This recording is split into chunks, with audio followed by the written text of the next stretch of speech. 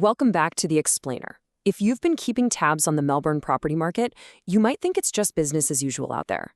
But actually, scratch that. It is not business as usual. Right now, a massive power shift is happening right under our noses.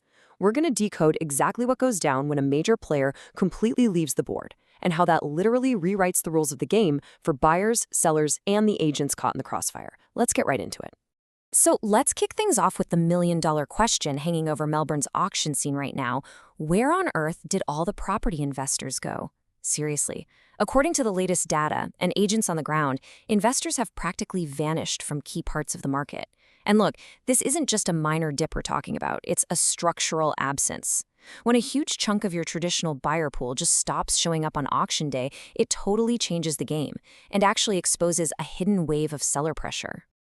To put this into perspective, let's look at the numbers. PropTrack just clocked a 55.1% preliminary clearance rate from over 500 Melbourne auctions.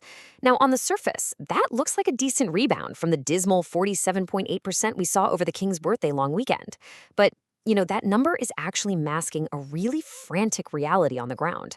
Sure, 55.1% looks stable on paper, but it doesn't tell you how those properties are clearing or the sheer amount of behind-the-scenes hustle required to get those deals across the line right now. And I absolutely love this quote from Apollo Auctions Victoria director Andy Reid. He hit the nail on the head here. He says we just need to remove the psychological barrier and admit reality. Investors have stopped, period. And what does that leave us with? It leaves us with an almost purely owner-occupier market on both sides of the transaction. Reid actually calls this a less merciless environment, which is a pretty exciting way to look at it, right? It completely reframes how you should even be running a property campaign today. Which brings us to Section 1, buyers gain the upper hand. The paradigm shift we're seeing is honestly pretty stark. Think about the old auction market, aggressive public bidding wars where the sellers held all the cards. Well, that's gone. We're now entering what agents are calling a sticky market. Buyers have the leverage now, and they're using it behind closed doors. They're demanding reassurance, they're really testing sellers, and deals are being hammered out either well before or sometimes after the actual auction day. Jacob Kane, the president of the Real Estate Institute of Australia, points out that this climate is basically a filter. The current uncertainty is actively weeding out unconfident buyers. So, if you're a purchaser and you've got your finances sorted and you're ready to pull the trigger, you have a massive advantage. You're no longer fighting off 5 investors with deep pockets. Instead, you're negotiating with vendors who are being forced to face these weaker overall conditions. You got way more room to negotiate. But hey, don't get it twisted. Buyers haven't disappeared completely. Check out this main road terrace sale in St. Albans. It was quoted between $640,000 and $690,000, right? But it actually ended up selling for a whopping $788,000. Why? Because 5 pure owner-occupiers showed up, with 3 of them going head-to-head. It's proof that buyers are absolutely still out there and they'll compete fiercely, but the market relies heavily on that owner-occupier energy now. If a seller prices realistically, the demand is for sure still there. Let's move into Section 2, the behind-the-scenes hustle. This is where the story gets super fascinating. Just look at this breakdown from Ray White Bayside agent Paul Alaka. A massive 60% of his sales are now negotiated in the shadows, meaning before or after the auction rather than under the hammer. Crazy, right? He notes that while the overall clearance rate isn't terrible, it takes so much more work to get there. We're talking intense hustle, constant follow-ups, and extreme buyer management.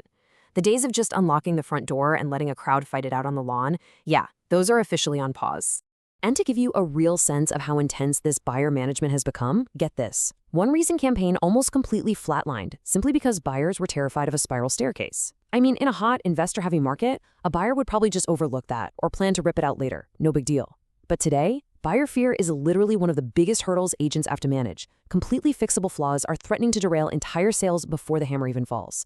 So instead of just letting the deal die over a staircase, the agent frantically went out and sourced a builder's quote for $12,000 to fix it.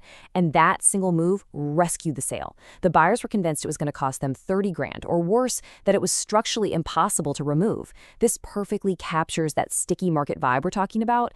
The agent literally had to step in, play project manager, and solve the problem just to keep these nervous buyers in the game. And as Paul Alaka explains here, doing that heavy lifting gave the buyers the exact confidence they needed to actually put their hands up. He says agents have to work a lot harder to get bidders there, keep them engaged, and give them that confidence. It really is no longer just about marketing a property. It's about actively de-risking the entire purchase for buyers who are practically looking for any excuse to just walk away. But here's the thing. When agents do put in that extreme hustle and properties are priced right, massive deals do still close. Take a look at these top reported weekend sales. We saw a staggering $5.3 million under-the-hammer result in Strathmore. A place in Nittery sold for $2.97 million, and a higher-end family home in Moonee Ponds went for $2.6 million. So quality properties that are priced competitively for their location are absolutely still pulling active bidders, even with the softer market sentiment. All right, wrapping things up with Section 3, the spring selling warning. Now, before any nervous vendors out there decide to yank their listings and just wait it out, you really need to consider what agents are warning about right now. If vendors delay until the traditional spring selling season, they risk walking straight into a flooded market. More stock means buyers have more choices, which totally dilutes the competition for your specific home. Add to that the looming threat of another interest rate rise. Ouch. If a flood of rival homes hits the market at the exact same time buyers' borrowing capacities are slashed, that puts massive downward pressure on final prices. Waiting might feel safe, but it could actually be a hugely expensive mistake. So I'm going to leave you with this final thought. With the investors out of the picture and buyers realizing that vendors are way more motivated than they might be letting on, the entire dynamic has flipped. If you're navigating this market right now, what's your play?